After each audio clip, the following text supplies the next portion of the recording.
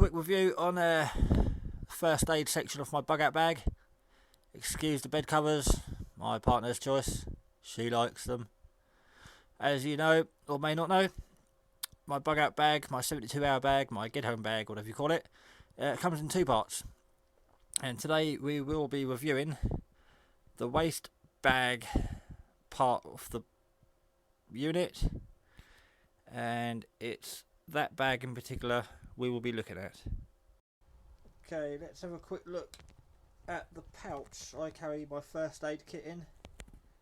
And this kit goes on my belt, on my waist bag, but I don't use the MOLLE straps.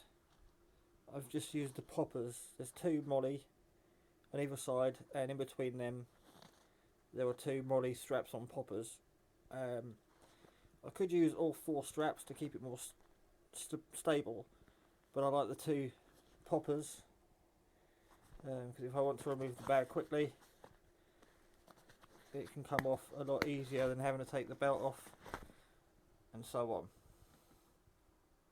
There you go, the two popper ones have got the metal spikes in, and the two outer ones are just stitched strips. Now, I like the poppers because they keep it secure, and pop comes off. Now, the reason I carry this in my belt bag and no first aid kit in the bag is, again, it's a lot easier to get the first aid kit out if it's sort of next to your hand, the closest position on my person I could carry a first aid kit without physically carrying it in my pocket or in my hand. It's quite a basic kit, and we'll just very quickly go for it. I had some spare room in the bag, so of course at the top I've got my rain jacket because I like that nice and handy. I don't want to be putting my bag down and digging through it. I've got my toilet roll, toilet paper squashed up in there, kept it waterproof, but it's this bag, as you can see, is waterproof anyway. And then pretty much got everything in there which was pre-bought, and then I added to it. So this bag's waterproof. I've got some spare batteries for my torch, and I've got two foil blankets, space blankets, keep the heat in blankets, two of them. And also in this pouch, deodorant, and again, tiny little sewing kit, which I keep meaning to change for the other one I've got. The other one's in a bag, and it can squash down the excess space, and being hard plastic I can't squash this down, but again I've got space in this bag, so it fits fine. And that's it, apart from the drainage hole at the bottom in case it does fill up with water. Right, so moving the main pouch out of the way.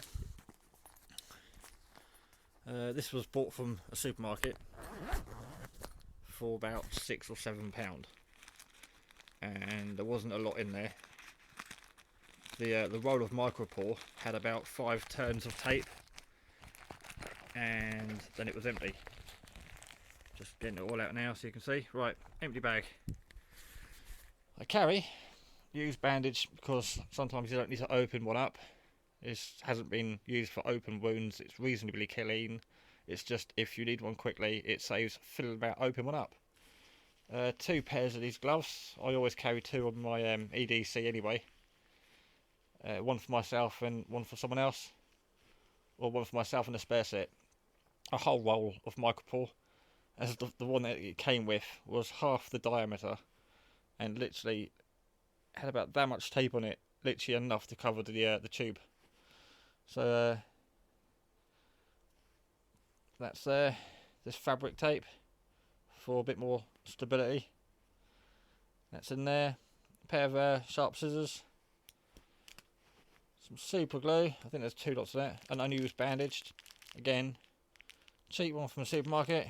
Don't need to spend any money. There's 2 packets of tissues in here because every time I get a half packet or a few left in a packet, I just shove them in there. Also carry wipes, pack of standard baby wipes in my main bag for cleaning, sort of general cleaning, keeping tidy, and so on, but they're in the first aid bag because it's waterproof and it's just handy. There's the other tube of super glue. Moving on, I've got, the bag came with 4 antiseptic wipes, but I took 2 out and left 2 in there. Again, if I need to wipe up any blood and stuff, I've got the non-perfume, non-fragrant baby wipes. Came with 2 of these. I'll just put them in a plastic bag because they're easier to find in there. If I need to find them, I've got to literally put everything out, so I'll put them in a bag. I've got pre-cut strips of plasters that came in the pouch, and big chunks. I've put a strip in there. It came with a couple of these dressing pads. I think there might have been 3 in there. No, there was 2. There was 2 in there. 2 dressing pads in there. So I added another one. These are for wet dressings. And added one for a large pack. I think there's 2 or 3 in there for dry dressings.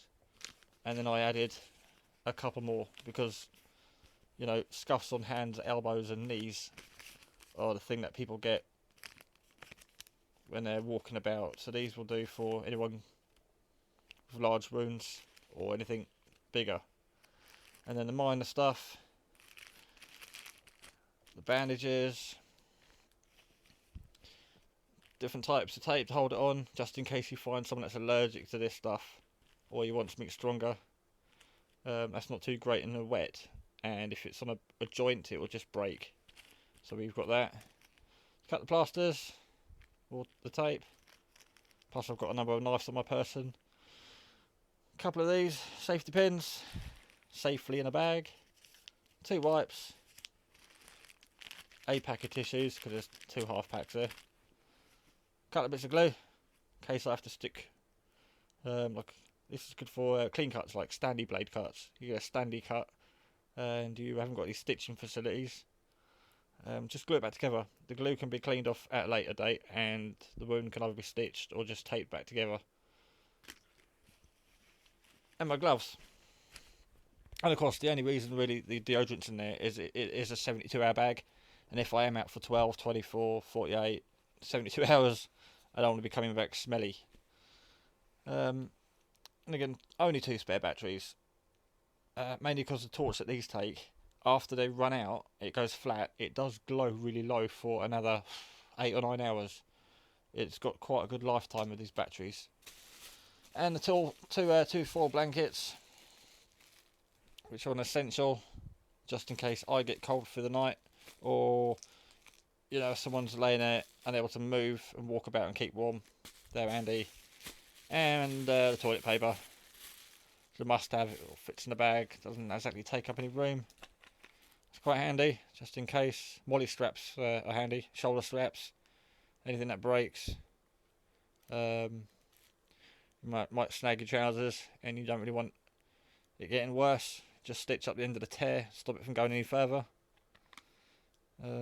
Don't really need the thimble in there. Don't really need the tape measure. As I said, I've just realised what's in there. As I said, I've got a canvas one in a bag. I need to get a bit. But yeah, anyway. And that, it's just a cheapy old £15 waterproof zip jacket with a hood. It did fold down a lot smaller than that, but the pouch it came in broke. So I've just folded it into its own sleeve. So it does squash down